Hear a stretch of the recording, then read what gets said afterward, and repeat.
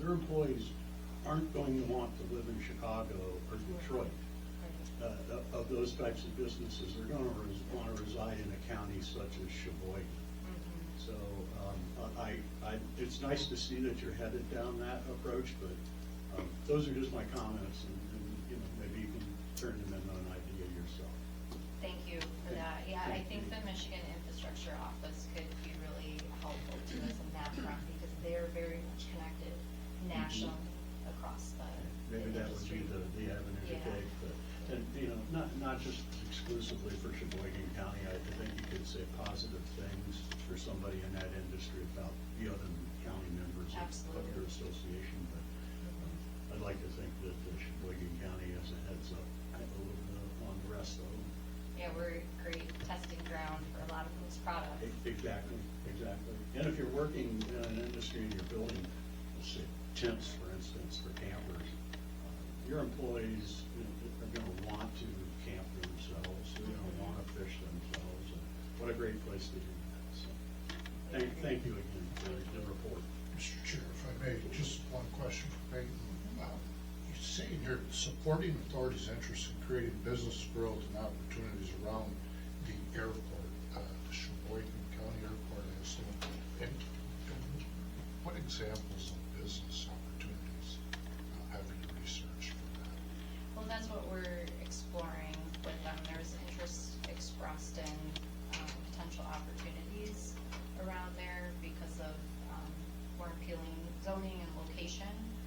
So that's something that we're exploring with them at the moment. Thank you. That's So been no wide identified open- end yeah, it's users a wide or- open area, it's never been developed, and that's not caught my interest there, so thank you. We're looking for you to solve the cost of housing too. That's a big one. It's the biggest one. Yes. Yeah. Mr. Chair. So I see in the packet that you help a lot of private businesses. Do they pay an additional fee or? Only if we're working on a longer term, more substantial project, they might. But when we're going out proactively and sitting down with businesses to talk through what kind of hurdles are you facing, those kinds of interactions, no, we're absolutely not charging for that. It's just if it turned into a comprehensive long-term project where we had to dedicate a significant amount of resources If I to want that. a grant or something like that. Yeah, if it were a larger project, and there was an extensive project packaging that needed to happen. But they can get a percentage of those grants. You're not NLEA. No, I think, what you might be thinking of are the, we administer community development block grants. Those are the ones you do. And, we get paid hourly for that work Okay. based on the state requirements. Cause they have to use a, certified grant administrator. Looking at my expert over here, certified grant administrator, and we're, one of the few who are established as a certified grant administrator to be able to do that. And that's paid for out of the grant. Right. Yes, yes. That's right. And I guess there is revenues coming into them through that, through some of those things. And we, we do fundraising, we're a nonprofit, so we do other fundraising and go after competitive grants so that we're able to add more capacity to the work that we're doing across the whole region. Hey, do you guys stay in touch with the Northeast Consortium of Michigan Work? We do. Yeah, we have great partners. They developed a new program now, apprenticeships, that they may be able to help some of the employers in the area. Mhm. I have a question, Chairman. Payne, could you tell us a little bit about your newest employee, Wes? What his role is gonna be with NLEA? Yeah, happy to. So Wes joined us just last month. He's very new, and he is really taking the lead on fundraising, marketing, communications. We've never had that position in the organization before, so that allows our staff who are trained specifically in economic development to free up more of their time to be delivering direct service to businesses and communities. So it's a good shift for us as an organization, allow us to build our capacity and better support our communities. Very good, thank you. Anything else for Peggy? Good report. Thank you, ladies, from both of you. I suppose you drove together. Who knows? Thank you very much. Appreciate it. Thank you.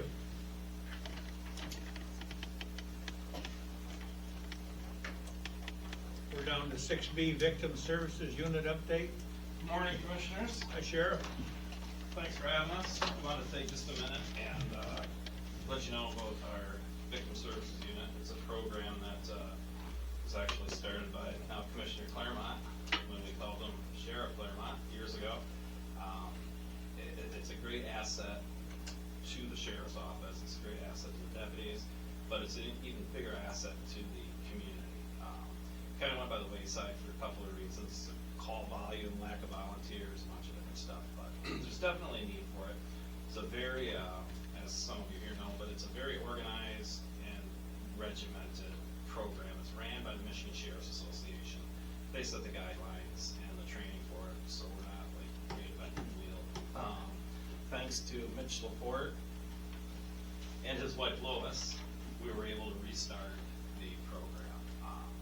They were previously trained advocates. They had to go back to the training, but Mitch has done a tremendous amount of work, as has Lois. She couldn't be here today, she's out of town. But so we'll let Mitch talk to you for a couple minutes and explain where we're at and what's going on with it. Thank you. Like Sheriff said, my name is Mitch, and I'm the coordinator of the Victim Service Unit. And so we're training volunteers through the Michigan Sheriff Association. And what we do is death notices, homicides, suicides, car accidents, stuff like that. If there's a house fire, the fire chief will call us to help the victims. We're the go-between the fire departments and the law enforcement until victims get their support. Once they get their support, we can leave. It's normally a 2 or 4 hour window. Let's say if there's a fire, they'll call us, we'll go, we'll free up the fire departments, we'll take care of the victims.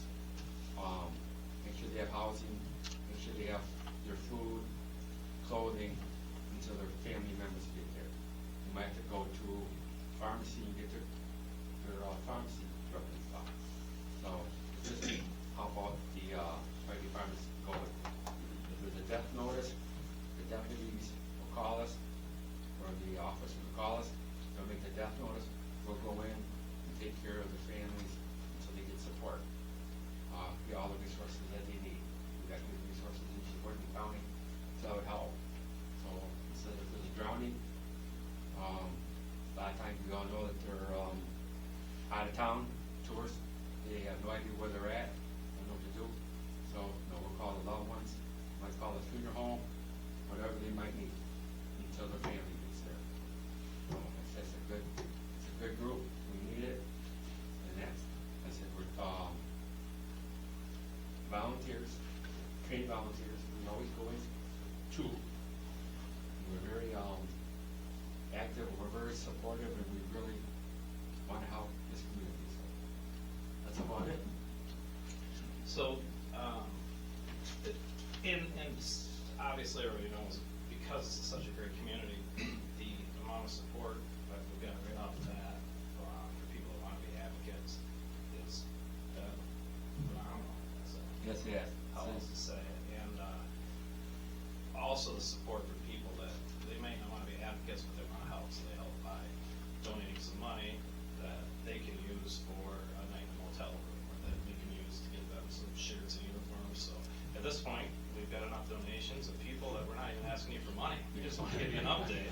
And I was so excited to be here, I almost forgot that Todd and Romano put a thing on Facebook, and Lois put it on Facebook. We got 27 advocates that want to join.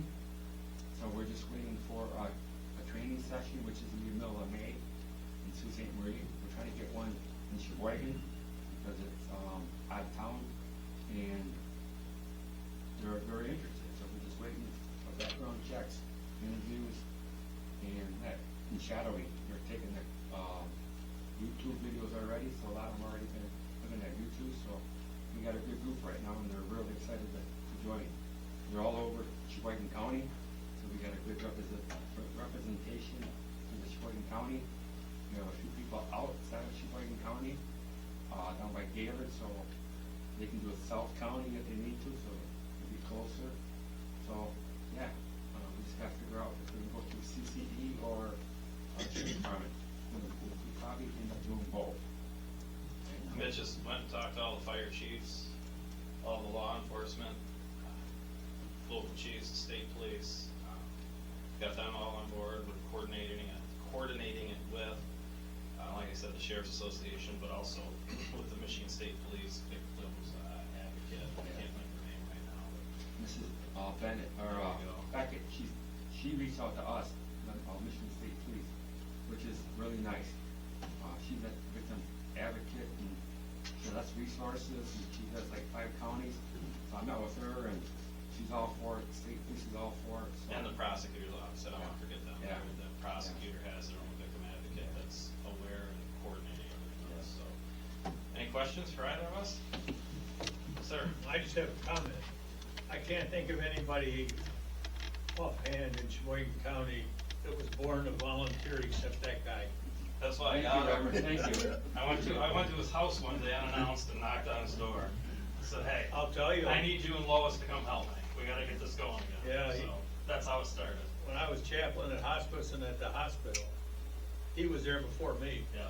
So, We'll be calling you shortly to do it. yeah, I'm getting too old, Mitch, thank you. Okay, all right. He just wants you to do a quick speech to the group, that's all. I'll be happy to She do was that. really good at grieving and Yeah. stuff like that, so we just glad for the support. And everything we do is strictly confidential. Can't express that enough. You know, like I said, Dale Claremont and Mike Newman, they were behind us 100%, so hoping to live up to that expectation, so but thank you. Appreciate your kindness and thank you for giving me a few minutes. If I may, Mr. Chair, so Mitch and Lois have been involved since the day I started it years ago. And, they ran it for several years, and so Yeah. welcome back and thank you again. It was 2002 great when we service. started it, yeah.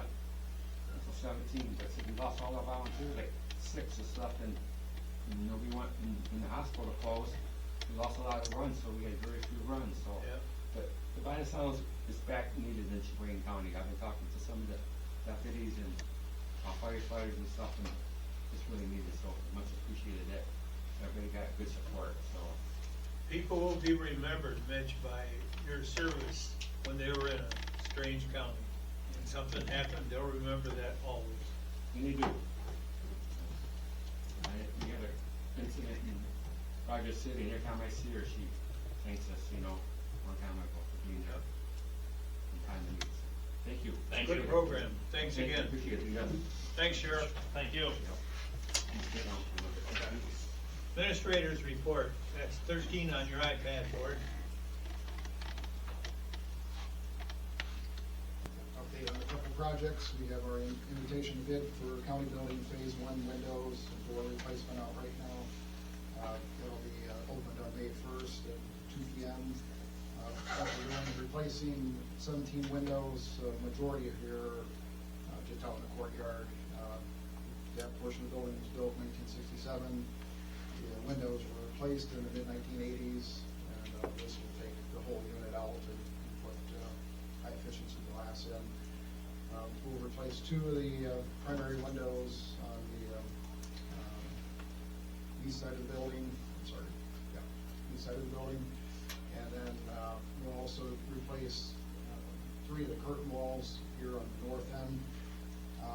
Curtain wall basically is the aluminum portion that covers the facade and connects to the window. So this will give us an opportunity to actually remove those prior to doing a very large project sometime in the future when we have to actually take all the curtain walls off the north, west side of the building, and then the south end of the building also.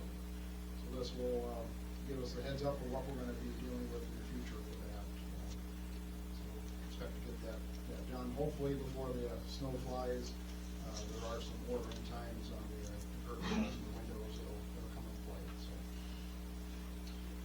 For the master plan, the planning commission continues with the review of the survey questions. Prior to those going out, we'll send a copy to the board of commissioners. Planning commission will be talking about that at their April 1st meeting.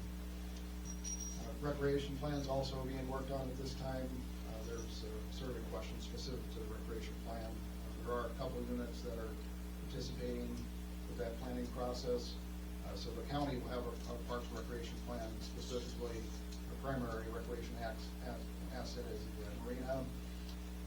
The fairgrounds, of course, is a recreation asset, but it's not eligible for funding under the state programs that are approved under recreation plan. So that's, we have a separate MDARD grant application we can do for the fairgrounds, but the grants are much smaller than the trust funds or other DNR grants that we can access.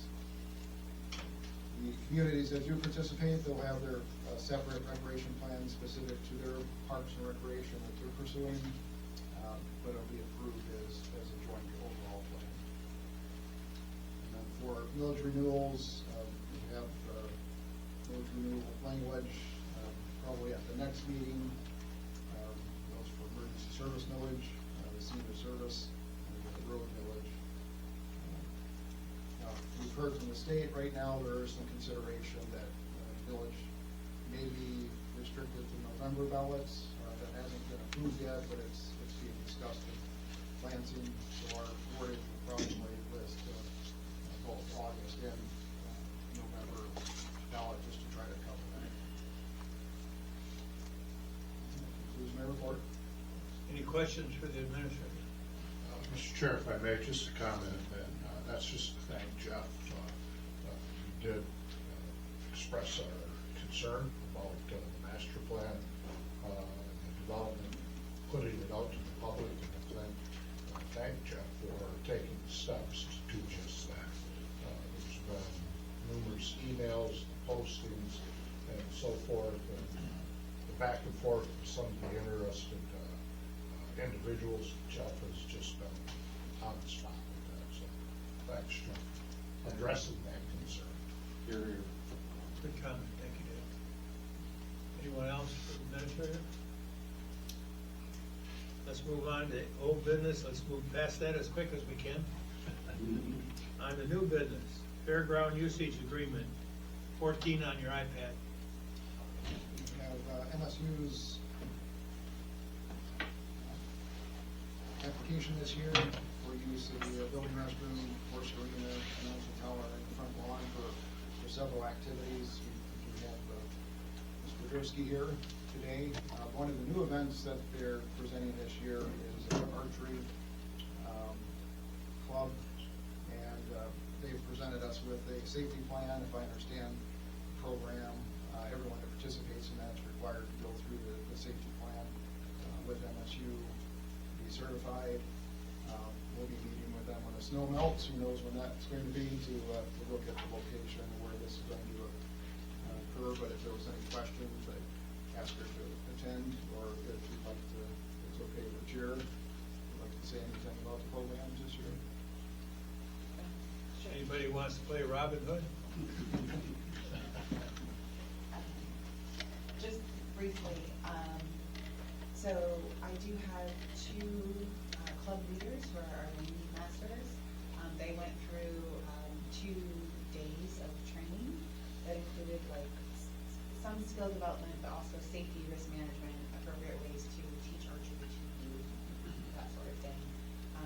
We would do it on, we would do paper targets on hay bales, and we would have a net behind to catch arrows. We've got a risk management plan, and we would just be using bows, no crossbows or anything, and just field tips. So, yeah, but if you have any questions specifically for it, I did include like on the the contract this time, kind of like very specifically like the dates and times and reasons why I would like to elect the last page. Yeah, but I'm here to answer any questions. Question? If there isn't any, Mr. Chairman, I'd make a motion to issue the fairgrounds usage agreement. I'll support that. Thank you for your involvement. Thank you so much for your support. Can I just ask a question? Has there ever been any consideration about nutrition and cooking classes? I know they've talked about some, they've had reports, I know they offer.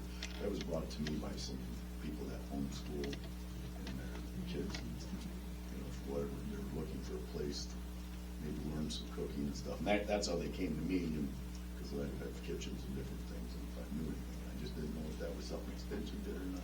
Yes, definitely. So we used to have someone who was like a snack person who went around and taught nutrition and cooking classes. That's what I That was like thought. her job. She was in, I think, Cheboygan and County, so she kind of did a little bit, but her funding, she wasn't funding anymore. Okay. So we do a little bit of cooking and nutrition, and if you ever get a question like that, like, hey, is there someone who teaches a class like that? I could easily throw in Okay, like sure. a class or like 6 classes to do cooking and nutrition with a group of people that wanted it. Good. So, yes, he's always. I just didn't know how ambitious they were. I suggested that. I don't know if they Right, ever will. yeah, get to- I can be a person of Sure. contact. Okay, thank you. Thank you. I'm sorry. go ahead.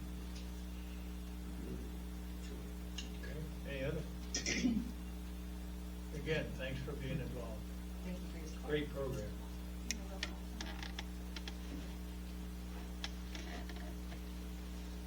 How about a motion? We have motion to work. Okay, I'm sorry, I didn't hear that. I don't have my ears on. I know. Madam Clerk? Commissioner Newman? Yes. Commissioner Claremont? Yes. Commissioner Wallace? Yes. Commissioner Warfield? Yes. Commissioner Osmann? Yes. Commissioner Eustace? Yes. Commissioner Sangster? Yes. Thank you, Board, that's carried. We're down to B, Indigent Defense Compliance Plan Grant Agreement for 27, that's page 24 on your iPad. It's a short agenda today. This is our annual Indian Defense Compliant Plan grant application for 2027. You can see the standards that have to be met under the Indian Defense program. The majority of the funding comes from the state of Michigan, approximately $954,000, with the county portion of $145,646.12, which was set under legislation, was adopted many years ago, I think around 2016. So our recommendation is motion to approve the Cheboygan County fiscal year 27 defense compliant plan grant application, submit to the Defense Commission, authorize Liz Elliott, Floyd Mack to sign and submit electronically, accept the award, authorize finance director to make any necessary budget adjustments. It's your pleasure, Board. Mr. Chair, if I may, just a comment. I just want to bring it to this board's attention, the total cost of this for Cheboygan County, $1.1 million for those that fail to follow societal rules, and $145,000 of Sheboygan County itself, $1.1 million. Amazing number. And I would like to bring to the board's attention